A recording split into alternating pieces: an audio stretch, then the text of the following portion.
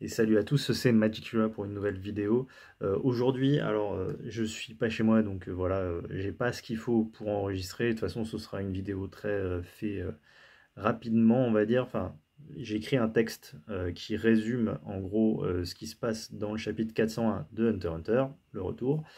Et du coup, bah, je voulais le partager avec vous parce que c'est vrai que c'est pas forcément facile. Les traductions sont assez compliquées à comprendre. Donc j'ai essayé de recouper pas mal d'informations pour vous aider à la compréhension de ce chapitre. Et voilà, j'espère que ça vous plaira. Peut-être que je ferai un live dans la semaine prochaine, du coup. Probablement pas dimanche, mais peut-être dans la semaine, on verra. Et auquel voilà, vous pourrez participer et puis on pourra discuter de tout ça. Là, ça va pas être tant une analyse, j'aurai quelques trucs à en dire à la fin, mais c'est surtout pour vous aider. Je sais pas si je vais faire ça à chaque fois, mais c'est vraiment parce que là, j'ai trouvé que c'était compliqué. Je me dis, est-ce que c'est pas mieux quand même d'attendre le dimanche? Mais en même temps, il y aura peut-être aussi des problèmes de traduction le dimanche. Donc voilà, je vais peut-être plutôt attendre une version anglaise à chaque fois parce que là, vraiment, la version française était ouais, pas facile à comprendre. Donc voilà, je vais vous résumer un petit peu ce que j'ai compris. J'ai quand même 2 pages de texte, mais voilà. Donc chapitre 401 qui s'appelle Clair de lune. On est un mardi, 10e jour donc depuis le début du bateau, quoi. Il est 2 heures de l'après-midi et on revient quelques secondes en arrière du chapitre 400. Donc c'est-à-dire qu'on a Longhi qui est une femme, on apprend que c'est une femme et qui est garde du corps du 5e prince Tsubepa. Donc Longhi elle entre dans la salle avec Kurapika et Bill et puis normalement il était censé lancer le processus d'éveil au Nen comme ils l'ont fait avec les autres gardes ou les servantes un peu avant. Au moment où elle rentre, il y a Furikov qui pense qu'elle est la tueuse derrière la faculté Silent Majority et il se demande comment Kurapika va réagir. Mais alors, quand elle entre dans la chambre, donc il y a Bill, Kurapika et Oito derrière, avec Wobble, le prince, en train de dormir. Et du coup, on a Longhi qui révèle qu'elle est utilisatrice de Nen. Donc ça, c'était la fin aussi du chapitre 400. Et en tout cas, elle dit direct que son pouvoir n'a rien à voir avec les serpents qui sont les serpents de la Silent Majority. Donc voilà, j'ai fait une vidéo où vous pouvez voir, il y a un mystère derrière qui est l'utilisateur de Silent Majority. En plus, a priori, c'était plutôt un homme, etc. Je vous réfère à ma vidéo, n'hésitez pas à aller la voir. Du coup, elle est toujours, elle est toujours OK, puisque on sait que c'est pas Longhi l'utilisatrice. Euh, Direct, Longhi, elle dit bon ben voilà, pour vous prouver que c'est pas moi, voici ma faculté, c'est Moonlight Act, les mots transparents. Et donc j'ai appris que Moonlight Act était un manga, donc c'est une référence de Togashi à un manga de 2008. Je ne sais pas si on l'a eu en France, mais voilà. C'est un pouvoir de manipulation de type conditionnel. A priori, c'est la première fois qu'on entend parler de ce type. Euh, il s'agit de faire un contrat avec une date d'expiration.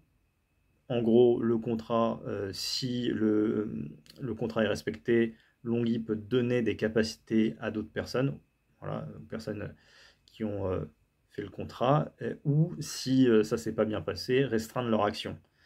Et bah, la signature, c'est forcément la condition d'activation.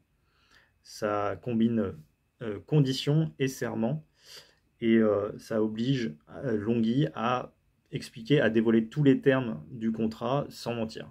Ce qui est logique pour une capacité de ce type-là. Du coup, l'objet du contrat, c'est un partenariat coopératif avec le 5e prince Tsubepa. Et évidemment, tout de suite, Kurapika dégaine sa dowsing chain pour vérifier si Longhi dit la vérité. Et celle-ci parle d'un plan véritable, je ne sais pas comment ils vont le traduire, mais en tout cas, voilà, un plan véritable pour lequel elle fait tout ça. Et elle voudrait donner plus de pouvoir à Kurapika dans ce but, de ce plan véritable. Mais par contre, évidemment, Kurapika aimerait bien en savoir plus, mais elle va d'abord révéler ce qu'était l'ancien plan véritable. Bon, elle avait un ancien plan, qui a changé entre-temps. Donc Longhi révèle qu'elle est la fille biologique de Beyond Netero. Premier choc. Beyond, donc il y a 30 ans, il aurait organisé des faux mariages avec des femmes soldats de haut rang. Donc ça se passe pendant il y a 30 ans, donc c'était pile pendant cette fameuse révolution silencieuse de Kakin, dont les Zodiacs parlaient. C'était tout au début de l'arc, ouais, tout au début de l'arc, au premier chapitre, je crois 341 ou 340, 341. Et du coup, Beyond, il faisait des enfants pour qu'ils soient recrutés dans l'armée royale de Kakin. Vu que c'est fait avec des femmes soldats, la logique veut que, bah, j'imagine que les enfants des soldats peuvent devenir plus facilement soldats. Et Longhi, elle pense que c'est arrivé à chaque fois qu'un nouveau prince est né, un nouveau prince de Kakin. Donc les bébés, en fait, ils avaient leur naine éveillée dès la naissance, ce qui facilite l'apprentissage du ten et du zetsu, et puis bah, ça rend vachement plus facile les tests physiques pour entrer dans l'armée. Voilà. Donc, par contre, Longhi a vu quand même, au bout d'un moment, qu'elle partageait pas vraiment les mêmes traits que son père adoptif, du coup, qu'elle avait, et du coup, elle a finalement compris un peu le secret entre les parents adoptifs et Beyond Netero. Mais bon, ses parents lui ont tout expliqué. Elle a appris l'existence de divers demi-frères et demi-sœurs. Et bon, elle pensait que juste Beyond voulait placer des enfants et voilà, dans l'entourage du prochain roi. C'est un petit peu ce qu'elle pensait. Et bon, il est probable que peu d'enfants, d'après ce que j'ai compris, soient au courant de leur lien de parenté avec Beyond. Et Longhi, elle vivait dans un dortoir et il y avait en fait assez peu de connexion entre elle et ses parents adoptifs. Du coup, quand elle les voyait, bah, il parlait beaucoup de l'objectif de Beyond qui était en corrélation avec une politique nationale. C'est l'unification du monde derrière Kakin. Mais bon, évidemment, en réalité, ce que Beyond Netero avait fait, c'était placer une malédiction de naine sur tous ses enfants. Et bah, à ce moment-là, en utilisant le Gyo, Kurapika peut voir une marque d'un naine maléfique qui est sous la langue de Longhi, qui ressemble un peu à un œil avec des inscriptions. Et à ce moment-là, donc, Longhi parle un peu plus d'elle-même. Donc, elle explique que Maka'a, qui est une de ses demi-sœurs qu'elle a rencontrées, Maka'a, elle avait émis une hypothèse. Et à la base, Maka'a, elle devait être elle devait être, pardon, garde du deuxième prince Kamiya. Mais elle n'a pas pu, vu que Kamiya avait décidé de recruter en fait uniquement les intouchables, ces personnes qui étaient qui venaient d'une caste marginalisée de la population. Et bah, en fait, par la suite, Kamiya a fait d'eux aussi des utilisateurs de naines de type malédiction.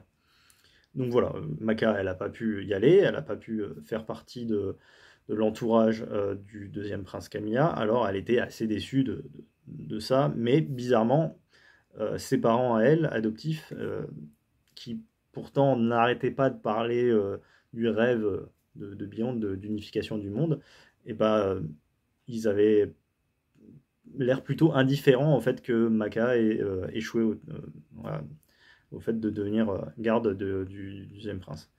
Et bah, ça lui a mis la puce à l'oreille, et du coup, à un moment donné, Maka et Longhi se sont retrouvés. C'était quand elles étaient sous les ordres de la deuxième reine d'Uazul. Donc j'imagine elles en ont parlé à ce moment-là.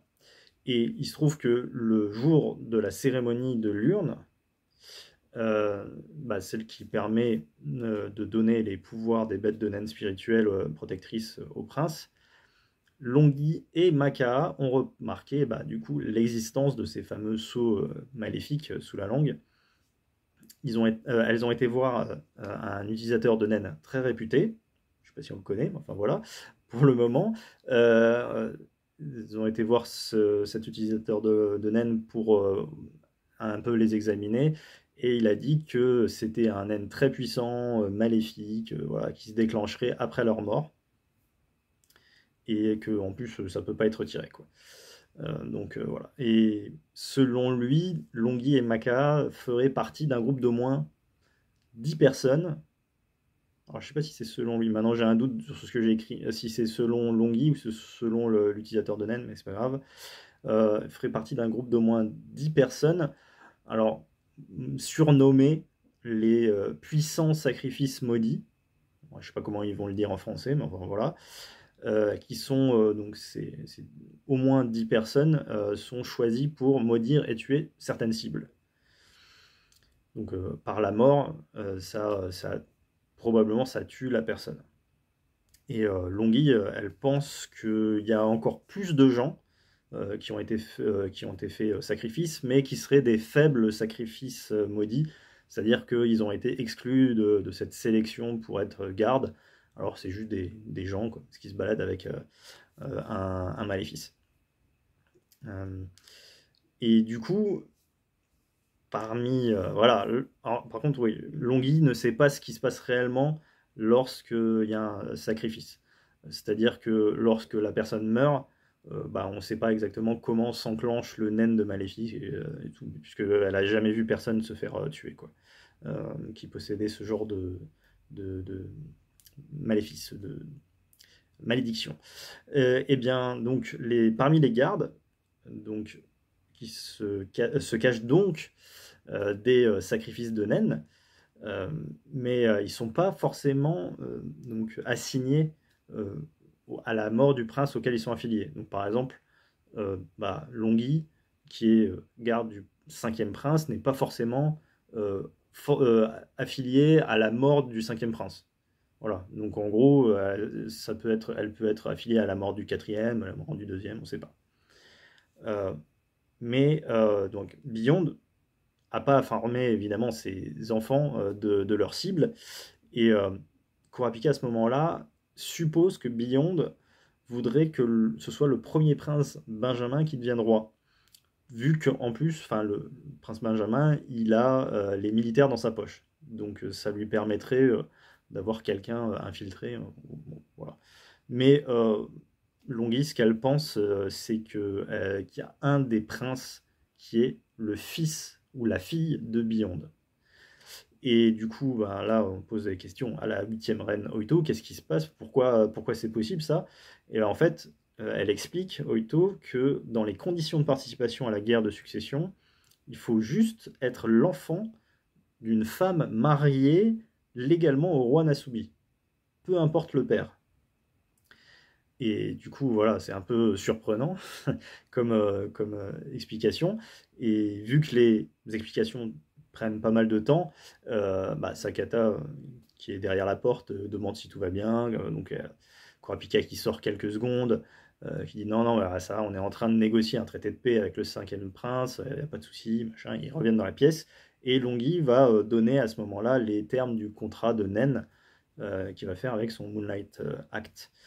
Et alors, je les ai catégorisés pour essayer parce que ça part un peu dans tous les sens. Donc, en premier, on a donc ce que c'est. Donc, c'est un contrat de paix entre le 5e prince Subepa, le prince Wobble et la reine Oito. Les gardes reines ou gardes, voilà, les affiliés ne s'attaqueront pas. 2. Le contrat expire tous les dimanches à 9h du matin et sera automatiquement renouvelé pour une semaine si un messager du prince Tsubepa vient dans la suite princière 1014, à cette heure-là. 3. Le mot attaque ne considère que les actions causant des dommages, hein, pas les naines de type médicaux par exemple. 4.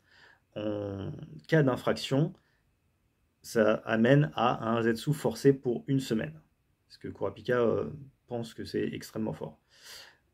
5. La condition pour recevoir un pouvoir est de trouver le prince qui est l'enfant de Beyond avant que Tsubepa n'abandonne la guerre de succession ou qu'il ne reste que 2 princes.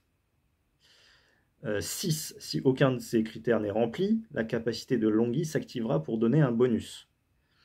7. Si non, Longhi ne désactivera pas le pouvoir de son plein gré. C'est intéressant quand même à savoir.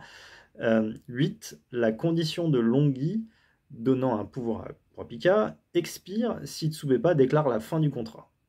Mais si Kurapika trouve l'enfant de Beyond après la fin du contrat, alors il recevra quand même un bonus après un nouveau contrat entre Longhi et lui.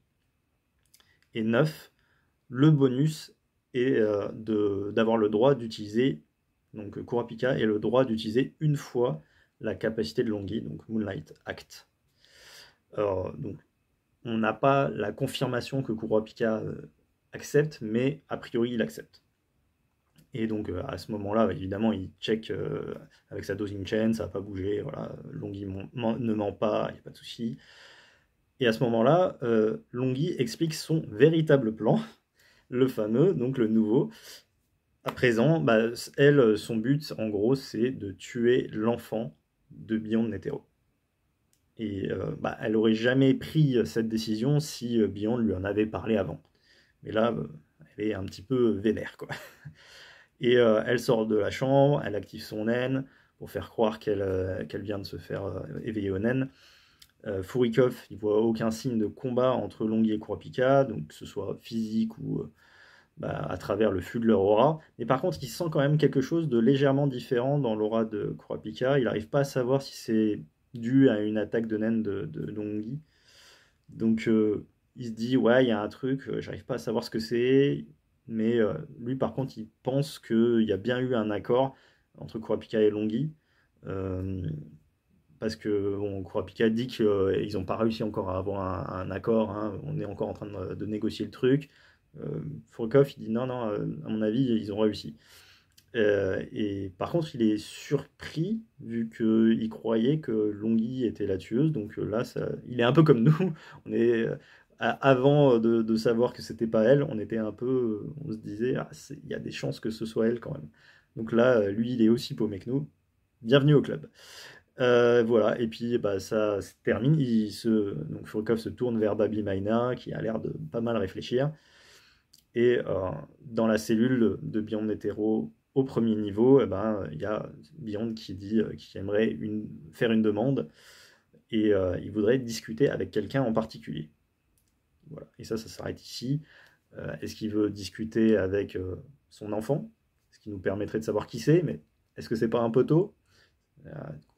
Togashi aime bien nous laisser en plan sur des explosions d'informations et j'aurais bien aimé avoir ce chapitre avant la pause parce que là franchement ça nous aurait permis de vraiment prendre le temps de bien analyser le truc, mais bon.